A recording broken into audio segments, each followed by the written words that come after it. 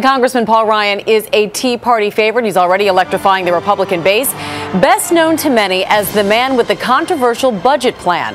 ABC's John Carl is in Des Moines, Iowa, with more details on Ryan. Good morning, John. Good morning, Amy. Paul Ryan hits the campaign trail on his own today for the very first time as the Republican presidential candidate, energized by a massive send-off in his home state of Wisconsin. I like to hunt here. I like to fish here. I like to snowmobile here. I even think ice fishing is interesting. Paul Ryan is a native of Janesville, Wisconsin, a town of 60,000 that seems to be filled with Ryans. He played football, volleyball, was class president and prom king. When he was just 16, his dad died. He has been an overachiever ever since, determined, he says, to make his dad proud. I was raised on the Packers, Badgers, Bucks, and Brewers.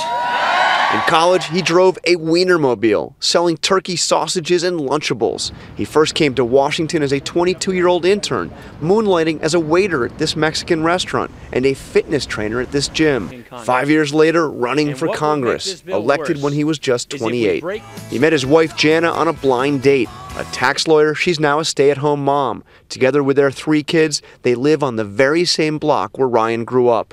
On Capitol Hill, Ryan made a name for himself as something of a numbers geek, the kind of guy who gets excited reading the federal budget. I've been reading these things since I was 22 years old. You literally go through it line by line. But Ryan also gets a charge out of catching giant catfish with his bare hands. It's called noodling. I know it sounds a little crazy, but it's really exhilarating. He's an avid bow hunter who likes to pose with his kill.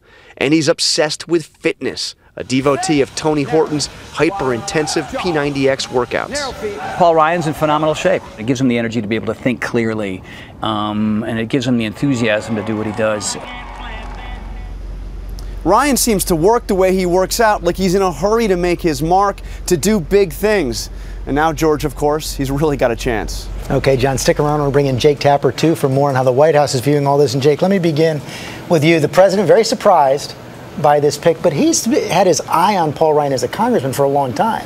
That's right. President Obama has been singling out Paul Ryan as somebody whose ideas are to be taken seriously, as somebody whose proposals for the deficit are at least serious proposals. He disagrees with them, but they've gotten into conflicts at these Republican meetings that President Obama has had. That's right. He's called him out a couple of times, and what they're going to be focusing on this budget is the effect on Medicare, Medicaid, other social programs. That's right. Just this morning, the Obama campaign sent me the front pages of all these Florida newspapers, which focus on Paul Ryan's pick hurting the Romney ticket in Florida because of what Ryan proposes doing to Medicare. And John, I take it that the best defense for the Romney team is going to be to go on offense here?